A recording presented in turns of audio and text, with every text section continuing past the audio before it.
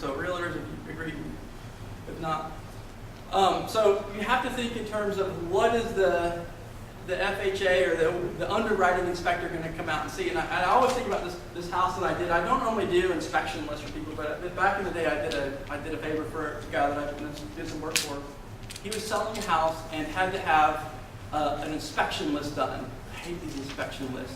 Somebody can make a killing just doing inspection lists as a contractor because you could charge a fortune if nobody wants to.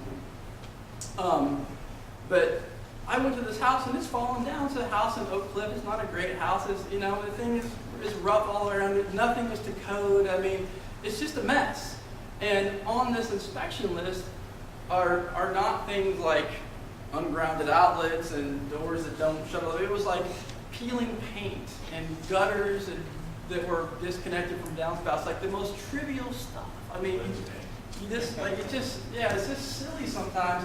You know, some of the things that are unique to financing are like I think the cedar overlay is a big deal because insurance doesn't like cedar overlays because they go up like tinder boxes. So if you can't get insurance, you can't get financing, you can't sell the house. And that was one. You know, windows. You're gonna have like 5 years worth of for FHA. You have to have 5 years left of life in the carpet and in the. Oh, that's in the good stuff. Yeah, certain weight carpet. I forget what it is. FHA grade, whatever it is. So those are the kinds of things that you have to watch out. That form function financing is easy to keep track of. It's easy.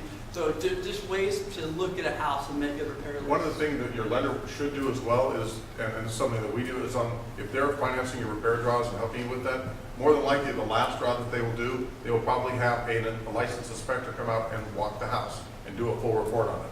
That way you know exactly what some other inspector is more than likely is going to catch. So you can be prepared on the front end that says, hey, I know that you know I don't have. Why don't you talk for a minute? I'll draw something. I'll draw the estimating system. Okay.